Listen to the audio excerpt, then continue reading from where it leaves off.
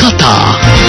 ඊයේ පෙරේද ඉඳන් මේ 13+ ඕවා ගැනයි අලුතෙන් ආයි කතා කරන්න පටන් ගන්න තියෙනවා. මොකටද මේ බලය බෙදන්නේ? ඉතින් මේ බලය විමධ්‍යගත කරනවා කියන්නේ මේ පළාත් කඩල එක එක්කෙනාට දෙන එක නෙමෙයි. මේවා ඉර කරලා මෙරිකලා පාගලා තියෙන තාක්කල් අපිට කවදාකවත් දිනු කරන්න බෑ. බ්‍රහ්මදත්ත රජුරවන්ට හරි උපතෝකෝටික ප්‍රශ්නයකට මුහුණ දෙන්න සිද්ධ වුණා. බ්‍රහ්මදත්ත රජුරවන්ගේ මගුල් ලැබා නොණ්ඩි ගහන්න පටන් ගත්තා. දැන් මේ නොණ්ඩි අරින්න නොයිකුත් දේවල් කරා. පස්සේ පුරෝහිතතුමා ගෙන්නවල ඇහුවා. පුරෝහිත බැලුවා. බල්ල වටපිට බැලලා කිව්වා මේ ඇතාගේ ප්‍රශ්නයක් නිසා නෙවෙයි ඇතා නොණ්ඩි ගන්න. ඇතා බලාගන්න ඇත් ගොව්ව නොණ්ඩි ගහනවා. දෙයි හාමුදුරනේ ඔය විභාග දෙපාර්තමේන්තුවට බැන බඩු මිල ඉහළ යනවා කියලා වෙන වෙන ආයතන වලට බැන හිටියට වැඩක් නෑ. මේ තක්කඩි ඇමතිවරු ටික මාරු කරනකම් ප්‍රශ්නේ හරියන්නේ නෑ. ඒක විපක්ෂයට නම් තියෙන සනසිල්ල ජීවත් වෙන්න බැරි කම. ඒකට හේතුව තමයි විපක්ෂේ ඉන්නෑ බලන්නේ නායකයව කොයි වෙලේද එලෝ ගන්න. එතකොට තමයි සනසිල්ල ඉන්න පුළුවන් කියන්නේ. අර පැත්තෙන් ඇඹිලි පිටියේ ගෙල කන්ටික පොලේ ගහනවා. තවත් පැත්තකින් බිත්තර වලට මිලක් නැහැ කියලා බිත්තර දෙක පොලේ ගහනවා. අර පැත්තෙන් වී ටික විකුණ ගන්න බැරුව ගොවියා වී ටික ගිනි තියනවා.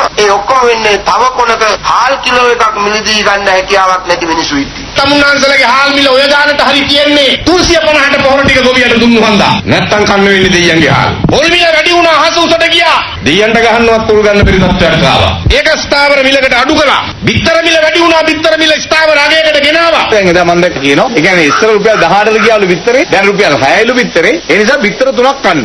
එතකොට ඔක අනිත් පැත්තට අපි හදලා බලමු. වට්ටක්ක රුපියල් 2කට විතර ගියොත් ඒ කියන්නේ වට්ටක්ක කිලෝ 5ක් විතර කන්න කියලා කියන්නේ.